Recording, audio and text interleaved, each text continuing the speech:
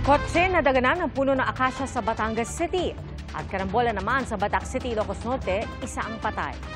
Saksi, si Denise Abante ng GMA Regional TV, Balitang Southern Tagalog. Sumalpok ang kotse na yan sa kasalubong na SUV matapos umagaw ng linya sa Batac City, Ilocos Norte. Sa lakas ng impact, nadamay pa ang isa pang sasakyan. Binawian naman ng buhay sa ospital ang driver ng kotse. Sugatan naman ang driver ng dalawa pang sasakyan. Inisyuhan sila ng ticket na driving while under the influence. Ayon sa mga pulis, nakatakdang mag-usap ang pamilya ng namatayan at ang mga sangkot na driver. Ito ang Barangay Magnuang at saka Barangay Tabugis, accident prone area kasi yan.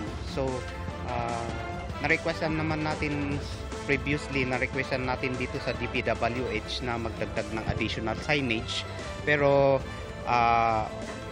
sabi nila is medyo okay naman na yung mga signages, so tayong mga motorista talaga dapat mag-ingat doon.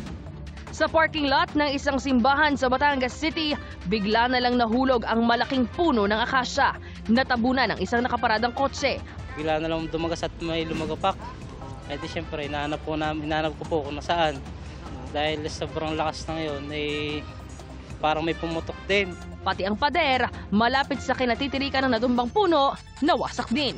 Wala namang nasaktan sa disgrasya. Ayon sa pulisya, posibleng sa katandaan ng puno ng akasya kaya ito bumagsak. Siyempre po late 1950s, 60s po ay parang kasabay na po ding itinayo yun yung ating simbahan. Meron din pong tumubo na rin puno. So sa katagalan na po talaga kasi kita naman po natin very weak na siya. Para sa GMA Integrated News, ako si Denise Abante ng GMA Regional TV Balitang Southern Tagalog, ang inyong saksi.